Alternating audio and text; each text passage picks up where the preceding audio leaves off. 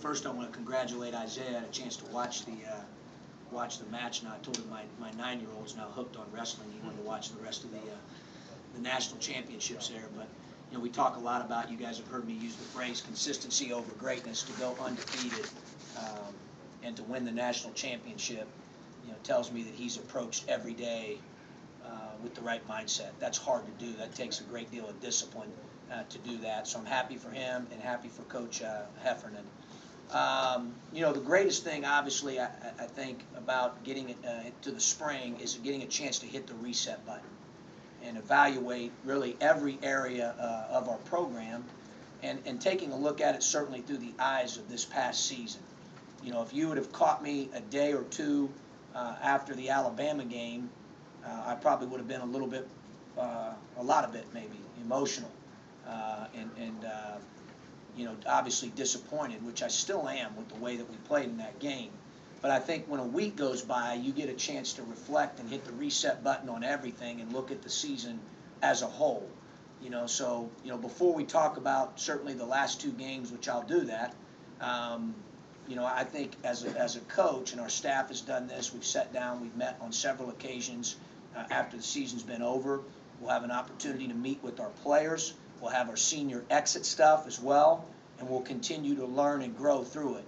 But I think I'd be greatly mistaken if I didn't, give a lot of credit certainly to Nana and our older players and our guys for the way that they handled themselves the first 31 games.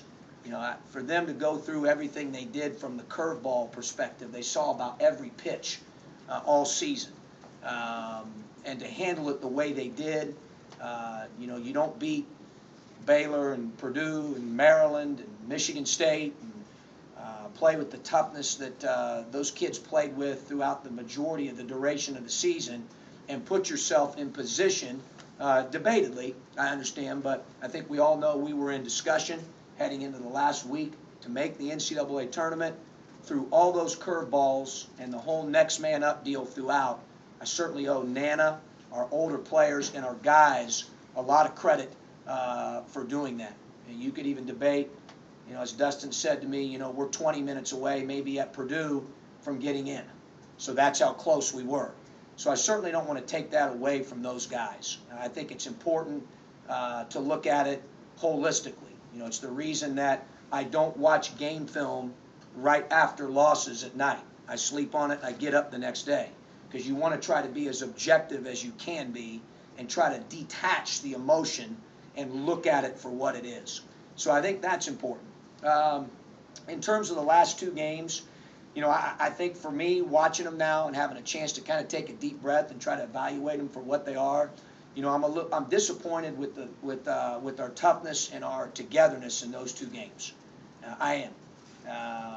I didn't like what I saw there watching the film. That certainly is not the standard that we play with in terms of the toughness piece, the togetherness piece. It wasn't there at the level or standard that it needed to be for us to play well in those last 2 games, to play better in those last 2 games. Who's responsible for that? Me and everybody that's involved. Our staff is taking a look at ourselves in the mirror. I'm going to ask our players to do that. I already did that. I'm meeting with them when they get back from spring break. Our support staff, you hear me talk all the time about it taking a village, and you've got to be an NBA All-Star in your role. We've certainly had a lot of success to this point, and things where I feel like everybody's contributed to that, because not everybody can do it by themselves. This is a team endeavor. Well, the same thing happens when you look at the last 2 games and the disappointment that we have. Everyone has to take a look at that. Certainly not blaming that exclusively on the players. They certainly have a part in it. Certainly not blaming that exclusively on our staff. We certainly had a part in it.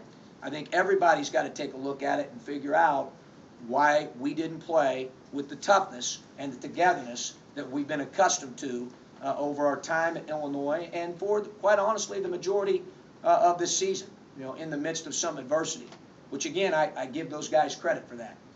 So now we get a chance to hit the reset button. We get to grow. We get to improve. We get to learn from it. I think that's the most important thing moving forward. Obviously we have, guys that we're adding, recruiting class that we're excited about. The guys we have in our program have to get better and improve in a lot of different areas. But aside from those individual specifics of what we'll address with each player and the improvement areas, whether it's within our program, our organization, our players, for me, the most important thing heading into this spring is competitiveness and selflessness. Those two things are very, very, very important to me. I want everyone who's in our organization to understand that it takes sacrifice and that we're playing for the I. And not the I meaning me, the I that's on the jersey that stands for Illinois. I also want them to understand that the competitiveness that they played with for the majority of the season, as I try to tell them, every game is different. It's a separate entity. You've heard me say that before, and it is. And you have to make a conscious choice every day, every game, and every practice to play with the type of toughness that is our standard. I'm not going to come off that standard. We're not deviating from that. We're going to stick with our plan and continue to move the thing forward. This spring we've got recruiting. This spring we've got opportunities to meet with our players. This spring we've got opportunities to work out our players. Summer's going to be very important for this team. Our foreign trip is going to be a great opportunity for us to continue to develop that competitive toughness and that sacrificial attitude that we have to have top to bottom, as well as giving guys like Tracy and Finke some opportunity to play when they didn't get to this past year. So I think that part's good. So, for us right now, it's about moving forward is what it's about.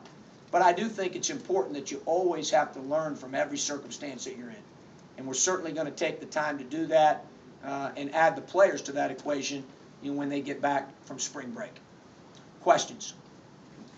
Do you have any idea why the last couple of games with the season on the line, if the team would show up that flat and not play to the level you wanted to in such important games? Yeah, it's a choice. I just said that earlier. I mean, it's a choice. I'm not going to, make any excuses. We've got to play at that competitive toughness level like we did against, I just said, we're not in the situation we're in with a week to go in the season if we didn't do that for 31 games. Okay, and you guys can go back and look at all the different curveballs that was thrown. But at that point, with about a week to go, and like Dustin says, a 20-minute half, considering where we were at, done a pretty good job. Obviously, we didn't finish as strong as we needed to, and that's what we've got to take a look at right now. We're not accustomed to that. It's not been who we've been.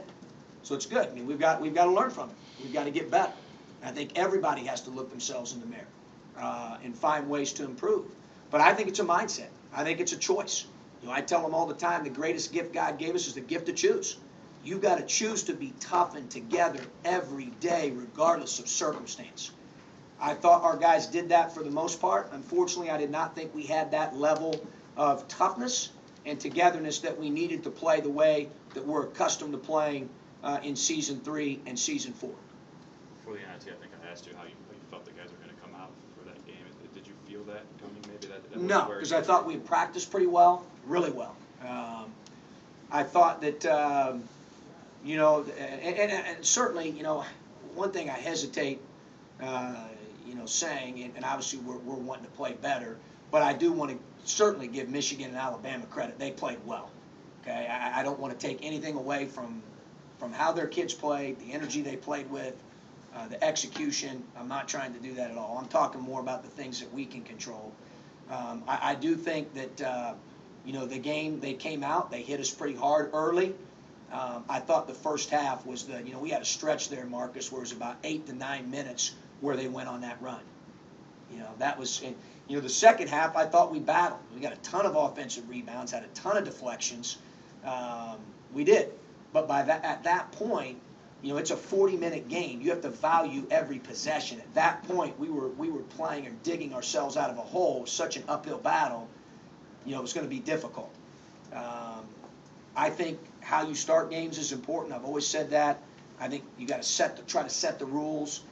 We've done that a lot, and in those two games, and that one in particular, I didn't think we did that very well. John, you mentioned selflessness. Was that an issue at all at any time this year?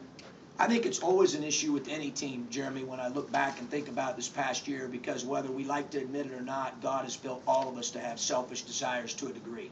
Everybody has to check individual or personal agenda at the door. That's what we talk about. I thought our first 2 years teams, despite all of our quirks, and we all got them. Okay, no one's perfect. Okay, I thought we were able to come together better at that time than what we did this past year.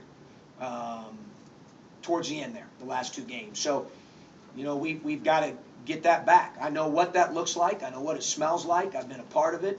You know, obviously you watch our coaching tree here late in the year. You know, I know what that looks like, and we've got to get that back. We're not going to come off of our standards.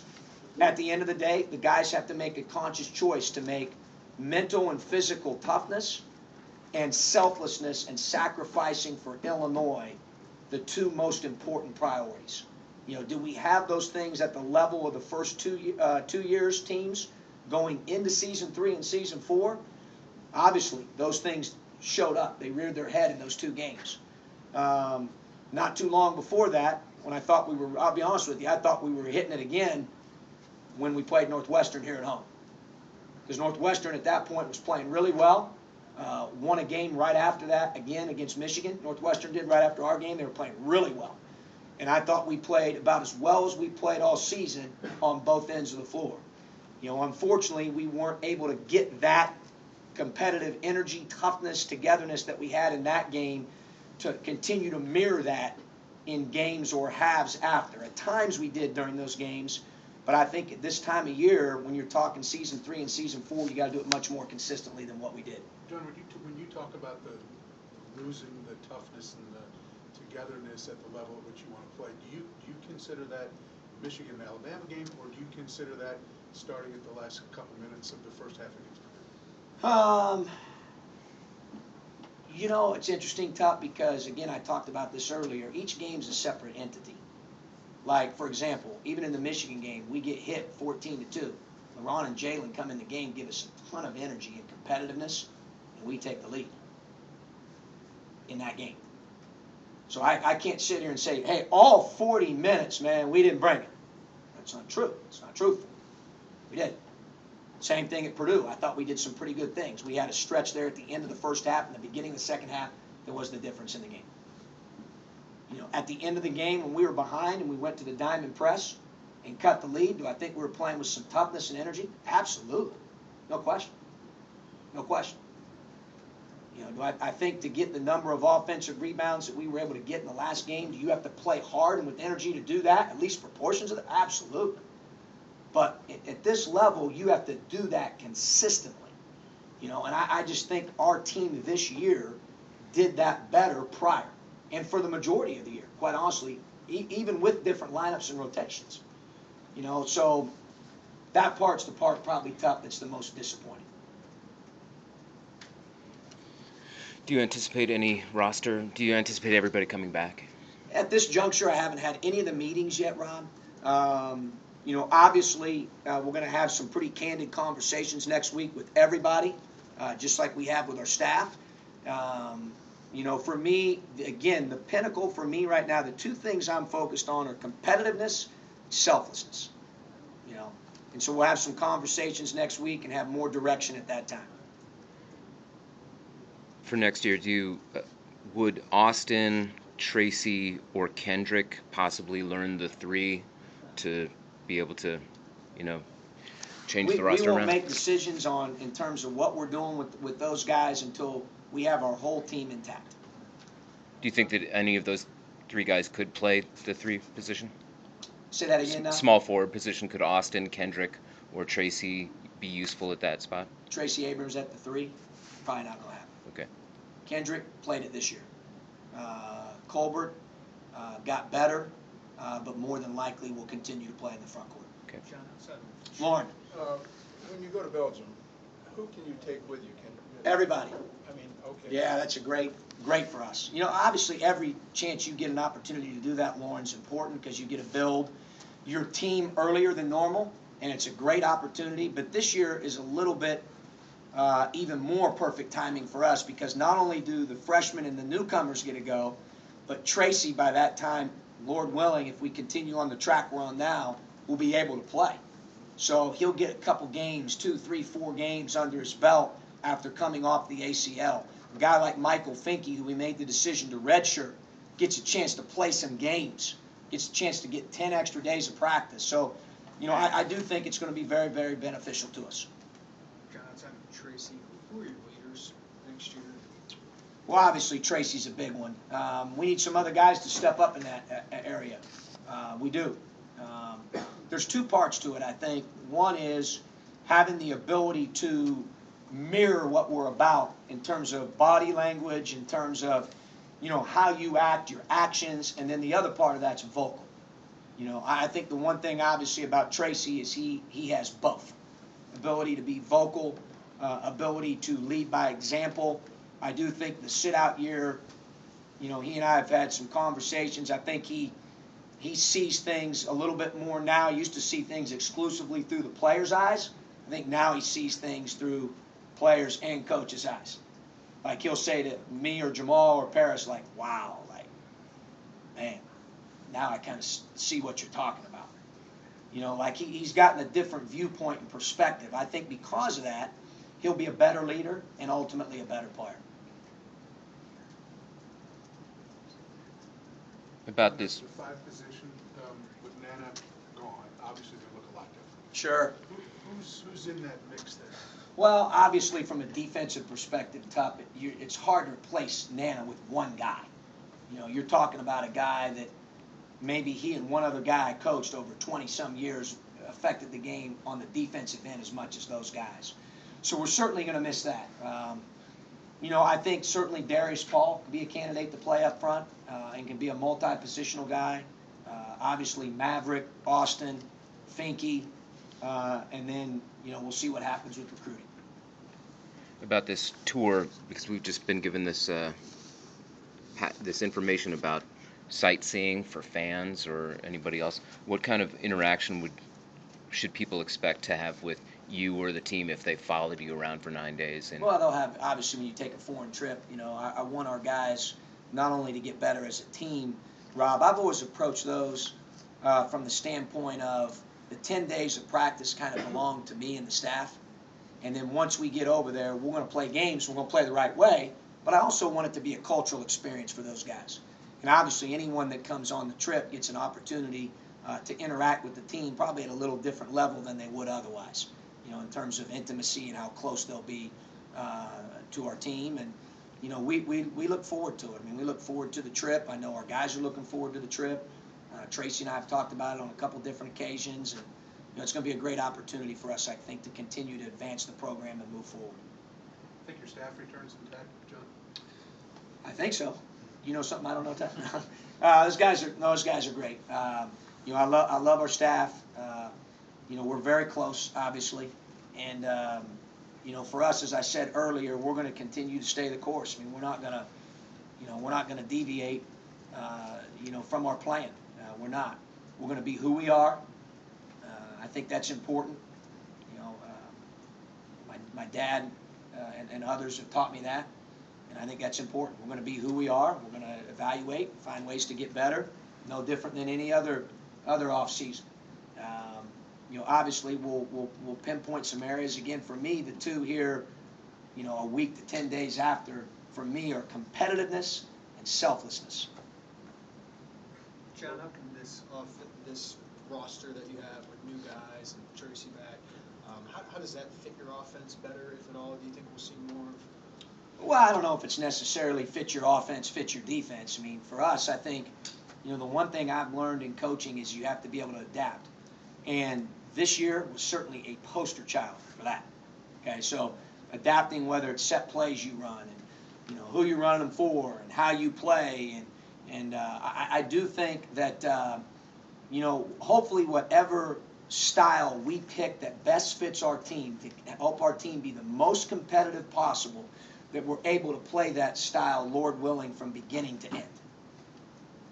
Hopefully we're able to do that. This year that was a little bit of a challenge, but at the end of the day for us, I think a coach's job is to try to adapt and put those guys in position to be successful and to play to their strengths. curious too, you just stood up here that the outside perception is maybe a little bit different than it is right now. Did you pay attention to that, and does that do anything to? Well, we always, we certainly pay attention. I have a lot of respect for our fans. I'll be honest with you. One of the reasons we were in the situation we were in with a week to go was because of our fans. They were off the charts. Our building was terrific. They were great. So they really helped us at home. It was one of the things that we talked about heading into the year where we wanted to play better at home than we did the first 2 years. Tracy, Nan, and I talked about it, and we did. We did. Now, a big part of that was those fans. They were awesome. So, I understand that. If I'm a fan, I understand disappointment. I get it. I'm not. But at the end of the day, does that change who I am, who we are, what we do, how we do it? We're always looking for ways to get better. But at our core and at our foundation, we believe in what we're doing, and we're going to do it that way. With some wrinkles here, hey, we learned from that. Let's maybe go right. Let's go through the right door rather than the left door. We're certainly going to do that. But at the end of the day, who we are at our core is going to continue to be who we are. How does that change the recruiting message when you've got social media that's angry? Well, I can't control social media, Rob. I can't control that. It is what it is. It is what it is. I think that I could go on a total tangent about my thoughts on social media, but I won't. I'll stay centered in center field rather than go to left field and right field. But it is what it is. When you're a player at the University of Illinois, you're a coach at the University of Illinois, one of the great things about the basketball here is that people care a great deal. Okay, I would much rather that be the case, than the other case where there's apathy. So I'm glad they care. I'm glad they care enough to, write about it, tweet about it, Facebook about it, comment about it, email about it. Now, at the end of the day, do I necessarily always agree with every viewpoint? No, that's okay. We're all entitled to our own opinion. LeBron obviously showed flashes this year of what made him a really highly touted recruit. Also had issues with the emotions. How do you teach him to harness that? Is this just something he has to deal with maturity? Can you teach that in him? Yeah, we're working at it. Obviously, I have a saying with the players: in pressure situations, your habits take over. And I love his competitiveness. I love his emotion. I love his passion. Never ever, even down the stretch with him, would I ever say, man, he's not competing. He's just not wired that way. I love that about him. But obviously he's got to channel that a little bit better. And we're going to work on that. That's going to be one of his areas, certainly, that we'll discuss next week. And he knows that. LeBron's not one of those guys who deliberately wants to hurt our team. LeBron wants to compete. He wants to win.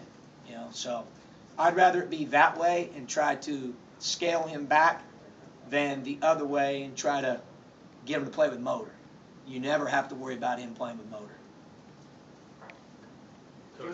Can Maverick play at this level and compete for you? He's been slow to develop. He's played behind a guy that was out there a lot. He did. He played obviously behind an elite level defender. Right.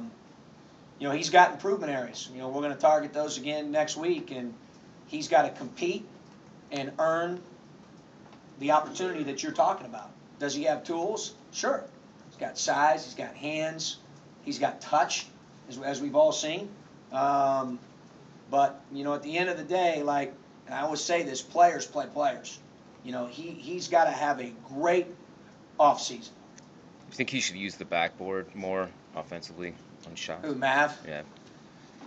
I don't know. I look at analytics and where he shoots in the percentages of what we call A range, B range, C range, and he actually shoots a pretty high percentage. Late in the year he didn't shoot as high a percentage in the A range, Rob, but he's very good in the mid range, as we all know. He shoots a very good 12 to 15 foot jump shot. Very good. Looks like a laser, but it goes in.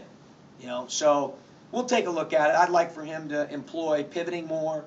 We've talked about it as a staff. Shot faking more. Finishing through contact more. Those are all things we're going to work with him in the offseason on. Coach, obviously you got to get him on campus first. What are your early expectations for Coleman Lands, and how do you see him fitting into the mix? Well, obviously we'll get those guys here. They'll get here this summer like they would normally, and on top of that, they'll get the 10 days of practice plus the trip, which is awesome. So we're excited to get them here. I think with freshmen, you know them, obviously, and build relationships with them through the recruiting process, them, their families, their circle. But to have the chance to interact with them, Derek, every day, I think you learn a lot about guys. I'm looking forward to that opportunity to have them on campus, have them be a part of what we're doing academically, basketball-wise, be a part of the campus community. They can't get here soon enough. So, for me, I think a big key, and Jeremy alluded to it earlier with Abrams, and hopefully we've got guys that have now been here 2-3 years that got to step up in the leadership department. I'm not pinning it all on Tracy, although he certainly wouldn't mind that because he's tough. But at the end of the day, we need more guys as we keep building this thing with our culture to step up, and that will help those younger guys.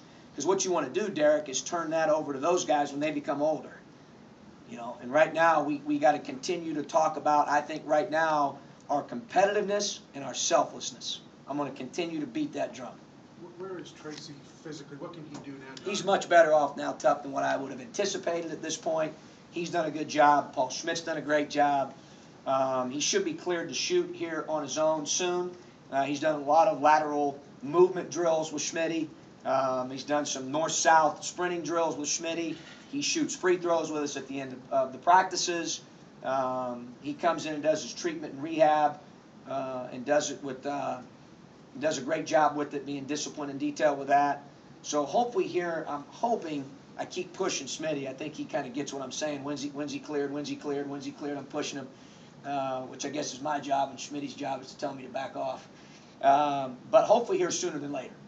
John, you look around college basketball, and some of the guys you've gone after make a huge impact at the point guard position. Sure. When you look around, why do you think you've struggled that with some of the success you've had with point guard? Getting that kind of guy. You got to be in the arena. We've been in the game. We've been in the arena. I'm not going to apologize for that. We're going to recruit really good student athletes here at the University of Illinois. But I have no hard feelings. I mean, I'm happy for them. I hope they play well. I know a lot of them and their families, and but at the end of the day, for us, the one thing I've learned, and my old boss at NC State used to say this: it's not about who you don't get, Jeremy. It's about who you get. Do you think Ray will play in the NBA? I don't know. I hope so. I think Ray, obviously, we all know his talent, his athleticism, his strength, his hands. I think Ray's made a lot of progress and improvement as a player, over the 3 years. Most importantly, I think he's made a huge amount of progress as a person and student coming here. So, I certainly think he has an opportunity. Obviously, it's got to be the right fit, the right situation. We're going to talk with those seniors next week. I know Ray will continue to work at it. Ray has always been a guy that's been willing to do extra, comes in and does extra. I see him all the time. You look at his shooting numbers from an efficiency standpoint, this year were the best they've ever been in his career. And it's not surprising because of how hard he worked. John, you mentioned togetherness a lot. He wasn't there at the end. Was it there all season? Did something change? Was there any problem? I think you have to create it numerous times when your roster changes to the level that it did this year. Everybody has injuries, or a guy gets injured, or a guy misses a game, or 2 or 3. But it was a little bit more this year. It's okay. That's part of it. I know the Bulls have gotten hit with it. Michigan got hit with it. I mean, it happens. But I do think, and I've always said this, I think as soon as you add or delete one player from a team, as soon as you add or delete one player from a rotation, as soon as you change a rotation, there is a ripple effect. I'm not saying it's always negative, sometimes positive. It happens. It's just the way that it is. It's the human element of the game. That's why I've said before, I laugh at people when they say, hey, this guy's back next week. He hadn't played in 3 or 4 months. I think most people are guilty of thinking like he's going to be the exact same player as soon as he touches the court as he was right before he got hurt or right before he was out. That's not how this works. It's not how it works. So I think that part was challenging. We learned a lot. Unfortunately, for us, maybe if we'd have had, although I thought we had it close to captured again for another time, right about Northwestern, if we'd have had You know, you never know. If we'd have had a couple more games, then maybe, you know, because our guys, they want to compete, they want to win. I mean, it's just a matter of figuring it out and connecting the dots. It's a team game. You know, it's a team game. And the chemistry, I think, is a very fragile thing for any coach, trying to connect those dots and have those pieces working in concert together. You know, obviously, I thought we did that well at times. Thought we had to recreate it a few times. And the last two games, I didn't think it was as strong. I think most people were struggling. You know, Ray, when he was healthy and good to go, the team's record wasn't as good, even though he might have played well. I mean, if you tried to figure that out, and No, well, I can tell you that's not completely on Ray. You know, that's partly on Ray, and that's partly on teammates. It's partly on everybody involved. That's, you know, it's not fair to him. It's not fair to any player on our team to point that at one guy. This is not, as Isaiah was up here earlier, wrestling. This is not track and field event in the 100 meters. This is not golf. You know, from the perspective of the individual champion. I know there's a team aspect to that as well. But it's not. You know, so there's connecting those dots that I'm talking about, and everybody's responsible for that. It's not one guy. It's not one player. Is it fair, though, to, without attaching blame, because it was Ray, because it was your leading scorer, your leading rebounder, your best perimeter defender, he's in there, he hits the winning shot against Missouri, now he's out, and now everybody's got to adjust and change, now he's back, and because of the amount that he contributed to the whole thing, that became more difficult for everyone to make those adjustments as he came in? I think it's certainly part of the ripple effect I just mentioned. I mean, Tate was sick. And we had a big week that week. We had Michigan State and Iowa, and he's out. You know, so again, I'm not trying to point the direction off of Ray, but there's a lot of factors now. It's not just one. You know, I think when you're dealing with a team dynamic, it's team, and it's the responsibility of, you know, when a guy's injured or out and he comes back, as I said to the team, it's the responsibility of the staff, support staff, and team to support Ray, in this case, the questions, transition, and it's Ray's job to adjust to the team. Does that take some time? Yeah, it does. Sometimes you're not allotted as much time as maybe that you would like for that to take place. Do we have any questions on the phone lines for Coach? Hi, Coach. Doug Bouchon from Rivals. Go ahead, Doug. How are you? Doing great, Doug. About the offense, this season, you know, you remember guys kind of tweaks the ball screen offenses. It seemed like the ball sticks a little bit, and he had some trouble producing open looks. Yeah, we're for sure going to evaluate. We do every year. I'll watch every single offensive possession times 10. You know, in different ways, and in the flow of a game, and a certain set play together, and everybody's shots, and where they got them. And I mean, I do that every spring. So certainly we'll look at it. We have changed and adapted all 3 years, to be honest with you, in terms of what we've ran in transition, you know, what we've ran as sets, you know, what we flowed into after transition offense or after set plays. And we'll take a look at it again, knowing who we have coming back. Obviously, I think the 10 days of practice this summer will really help us as well, for us to get a gauge for the freshmen and, you know, Darius coming back, newcomers, of what that's going to look like, and how we utilize their skill sets, their strengths, and how that factors into the equation of what we do, not only offensively, but defensively. When do Darius and your high school recruits show up, John? When will they be in? June, summer. Okay. And the Belgian trip, what do you think, 4 or 5 games? Probably 3 or 4. 3 or 4. Top. We're still working on solidifying some of those, and on what days. Explain the practice that you have available to you this summer. We have 10 days. I mean, how do you go about that?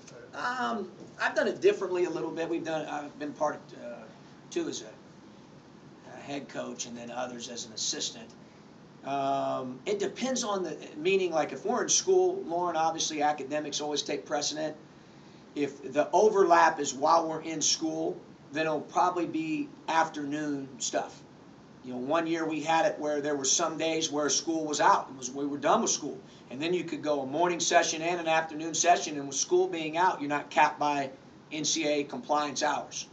We've got a little bit there of a hybrid with this team. I believe the last week of the summer school we'll have some of the practices, and then the next week will be no school as we finish up some of those practices. You know, we'll have one year I had an offensive practice in the morning, a defensive practice in the afternoon. We had, you know, film, and that was one year we took a trip to the Bahamas when I was at Ohio. So I think it depends on where you fit it in. In our case, it's a hybrid deal where basically about the even number of practices are going to be while we're in school, finishing up summer school, and the other half of them will be while we're out of school.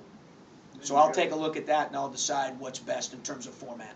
Is this in addition to what you would normally get if you weren't going on a trip? Oh, sure. I mean, this is all tied in with the Summer's trip. 2 hours a week without the trip. So basically, you've got roughly 20 days, if you count the 10 in Belgium. Yes, if you count the foreign trip, yes. Yeah, while we're actually there is what you're talking about, Lauren? Yeah. Yeah. Anything else here? Do you know what Aaron's going to do next year, Aaron Crosby? I don't yet. Obviously pulling for Aaron for cause, and you know, we're going to do what we can certainly to help him. Don't know yet at this juncture. Okay. Thanks, guys. Thank you. Thank you.